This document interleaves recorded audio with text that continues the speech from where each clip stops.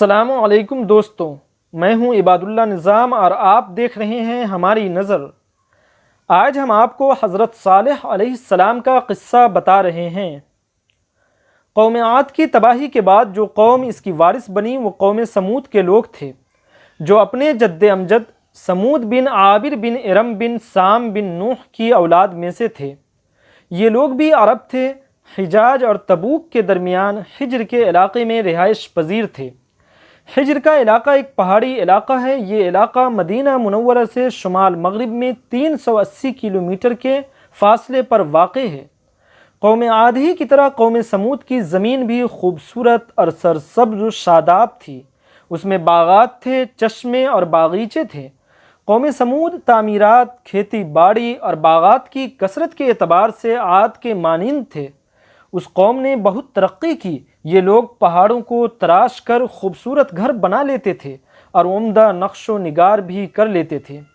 لیکن زمانے کے گزرنے کے ساتھ یہ لوگ ایک بار پھر ابلیس کے وسوسے میں آ کر کفر و شرک میں مبتلا ہو گئے۔ یہ بھی بت پرست بن گئے، اللہ کے علاوہ بہت سے بتوں کی پوجا کرنے لگے۔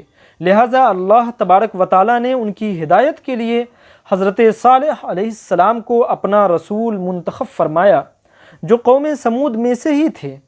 ابن کثیر کے مطابق صالح علیہ السلام کا نسب نامہ اس طرح ہے: صالح بن عبد بن ماسح بن عبید بن حاجر بن سمود۔ اللہ تعالیٰ نے قرآن کریم کے سورہ ہود میں حضرت صالح علیہ السلام کا اپنی قوم سے خطاب کو اس طرح فرمایا ہے: اور قوم سمود کے پاس ہم نے ان کے بھائی صالح کو پیغمبر بنا کر بھیجا۔ انہوں نے کہا، اے میری قوم، اللہ کی عبادت کرو، اس کے سوا تمہارا کوئی معبود نہیں ہے۔ اسی نے تم کو زمین سے پیدا کیا اور اس میں تمہیں آباد کیا، لہذا اس سے اپنے گناہوں کی معافی مانگو، پھر اس کی طرف رجوع کرو۔ یقین رکھو کہ میرا رب تم سے قریب بھی ہے اور دعائیں قبول کرنے والا بھی۔ وہ لوگ جواباً کہنے لگے، اے صالح، اس سے پہلے تو تم ہمارے درمیان اس طرح رہتے تھے کہ تم سے بڑی امیدیں وابستہ تھیں۔ جن بتوں کی عبادت ہمارے باپ دادا کرتے آئے ہیں، کیا تم ہمیں ان کی عبادت کرنے سے منع کرتے ہو؟ جس بات کی تم دعوت دے رہے ہو اس کے بارے میں تو ہمیں ایسا شک ہے جس نے ہمیں اضطراب میں ڈال دیا ہے۔ صالح علیہ السلام نے کہا، اے میری قوم، ذرا مجھے یہ بتاؤ کہ اگر میں اپنے پروردگار کی طرف سے آئی ہوئی ایک روشن ہدایت پر قائم ہوں اور اس نے مجھے خاص اپنے پاس سے ایک رحمت یعنی نبوت عطا فرمائی ہے، پھر بھی اگر میں اس کی نافرمانی کروں تو کون ہے جو مجھے اللہ کی پکڑ سے بچا لے؟ لہٰذا تم مجھے میرے فرائض سے روک کر بربادی میں مبتلا کرنے کے سوا اور کیا دے رہے ہو؟ اور سورہ اعراف میں اس طرح فرمایا: حضرت صالح علیہ السلام نے اپنی قوم سے فرمایا، اور وہ وقت یاد کرو جب اللہ نے تمہیں قوم عاد کے بعد جانشین بنایا اور تمہیں زمین پر اس طرح بسایا کہ تم اس کے ہموار علاقوں میں محل بناتے ہو اور پہاڑوں کو تراش کر گھروں کی شکل دیتے ہو۔ لہٰذا اللہ کی نعمتوں پر دھیان دو اور زمین میں فساد مچاتے نہ پھرو۔ دوستوں، خلاصہ یہ ہے کہ صالح علیہ السلام اپنی قوم کو مختلف طریقوں سے اللہ کی نعمتیں یاد دلاتے رہے اور ان کو سمجھاتے رہے تاکہ وہ لوگ بتوں کی پرستش چھوڑ کر اللہ کی طرف رجوع کر لے اور صرف اسی کی عبادت کرے اور نعمتوں کا شکر ادا کرے۔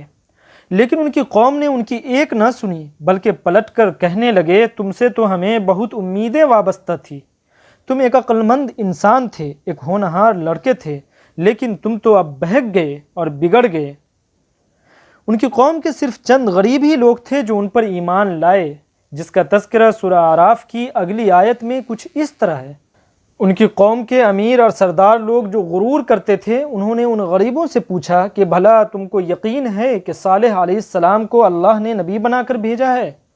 ان غریب ایمان والوں نے کہا، ہاں، ہم کو یقین ہے کہ حضرت صالح علیہ السلام کو اللہ تعالیٰ نے نبی بنا کر بھیجا ہے۔ اس پر مغرور امیر لوگ کہنے لگے کہ اچھا، تم ایمان لاؤ، ہم تو ایمان نہیں لاتے۔ دوستو، ان امیر لوگوں کو تعجب اس بات پر تھا کہ اگر اللہ پاک کو کسی کو نبی بنا کر بھیجنا تھا تو وہ ہم امیروں میں سے کسی کو نبی بناتا۔ آخر میں ان لوگوں نے فیصلہ کیا کہ حضرت صالح علیہ السلام اگر سچے نبی ہونے کا دعویٰ کرتے ہیں تو ان سے معجزہ طلب کیا جائے۔ لہٰذا انہوں نے حضرت صالح علیہ السلام سے کہا کہ اے صالح تمہاری حقیقت اس کے سوا کچھ نہیں کہ تم بھی ہم جیسے ایک انسان ہو، اگر تم اللہ کے سچے نبی ہو تو ہمارے پاس اللہ کی کوئی نشانی لے کر آؤ۔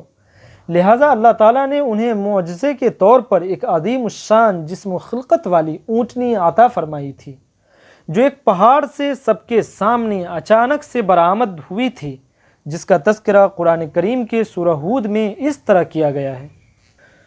صالح علیہ السلام نے کہا، یہ اللہ کی اونٹنی ہے، تمہارے لیے ایک نشانی بن کر آئی ہے، لہذا اس کو چھوڑ دو، یہ اللہ کی زمین میں کھاتی پھرے اور اس کو برے ارادے سے چھونا بھی نہیں، کہیں ایسا نہ ہو کہ تمہیں عنقریب آنے والا عذاب آ پکڑے۔ دوستو، یہ اونٹنی ان کے لیے معجزہ بھی تھی اور آزمائش بھی، کہ اس معجزہ کے بعد بھی وہ ایمان لاتے ہیں یا نہیں۔ کچھ لوگ تو اس معجزہ کو دیکھ کر ایمان لے آئے، لیکن ان کی اکثریت ایمان نہ لائی اور عظیم الشان معجزہ کو دیکھنے کے باوجود بھی کفر و ضلالت پر ہی جمے رہے۔ اللہ نے جو اونٹنی حضرت صالح علیہ السلام کو بطور معجزہ عطا فرمایا تھا، وہ اونٹنی ایک بڑے قد کی تھی اور جسمانی ساخت میں بڑی عجیب و غریب تھی۔ لوگوں کے جانور اس سے ڈرتے تھے اور بدکتے تھے۔ جب یہ پانی پینے کے لیے جاتی تو کنویں کا پورا پانی پی جاتی تھی۔ جب صالح علیہ السلام نے یہ سب کچھ دیکھا تو ارشاد فرمایا، ایک دن اس اونٹنی کے لیے خاص ہوگا اور تمہارے مویشیوں کے لیے دوسرا دن۔ اس کے بعد جب اونٹنی کی باری ہوتی تو وہ جاتی اور پانی پیتی، اور جب قوم کے مویشیوں کی باری ہوتی تو وہ جاتے اور پانی پیتے، جیسا کہ سورہ قمر میں فرمایا گیا ہے۔ اور ان کو بتا دو کہ کنویں کا پانی ان کے درمیان تقسیم کر دیا گیا ہے، ہر پانی کا حقدار اپنی باری میں حاضر ہوگا۔ دوستو، ایک عرصہ تک معاملہ یوں ہی چلتا رہا، لیکن کچھ دنوں کے بعد قوم نے پھر سرکشی اختیار کر لیا اور کہنے لگے، کب تک ہمارے مویشی اپنی ہی باری پر پانی پیتے رہیں گے؟ وہ اونٹنی سے دراصل تنگ آ گئے تھے۔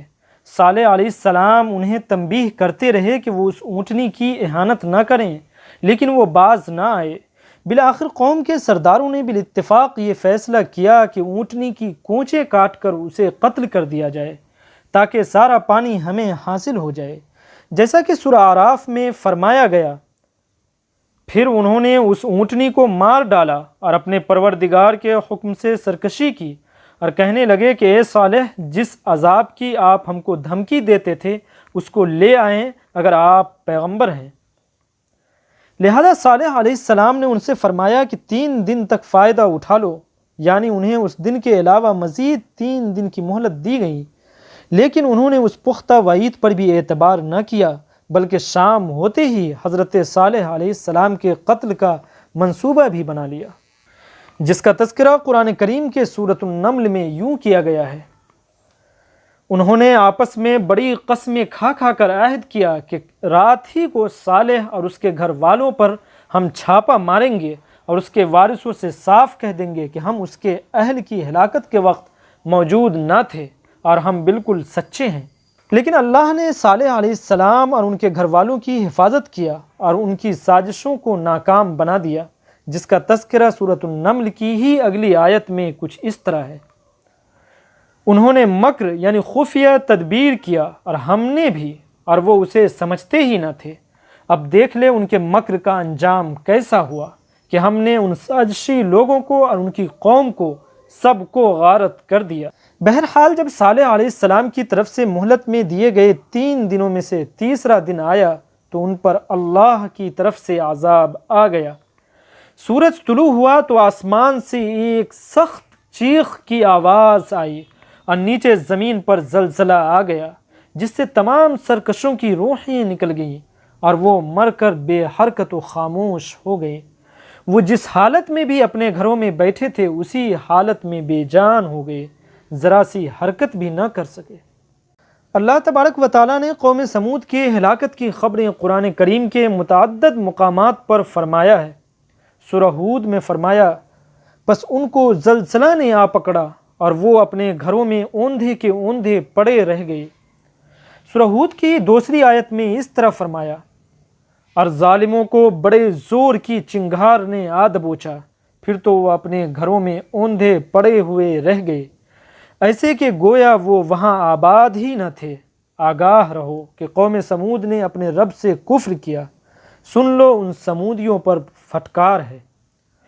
اور سورۃ الشمس میں اس طرح فرمایا، جب ان میں کا ایک بڑا بدبخت اٹھ کھڑا ہوا، حالانکہ انہیں اللہ کے رسول نے فرما دیا تھا کہ اللہ تعالیٰ کی اونٹنی اور اس کے پینے کی باری کی حفاظت کرو، ان لوگوں نے اپنے پیغمبر کو جھوٹا سمجھ کر اس اونٹنی کی کونچیں کاٹ دی، پھر تو ان کے رب نے ان کے گناہوں کے باعث ان پر ہلاکت ڈال دی اور اس بستی کو برابر کر دیا، وہ نہیں ڈرتا ان کے تباہ کن انجام سے۔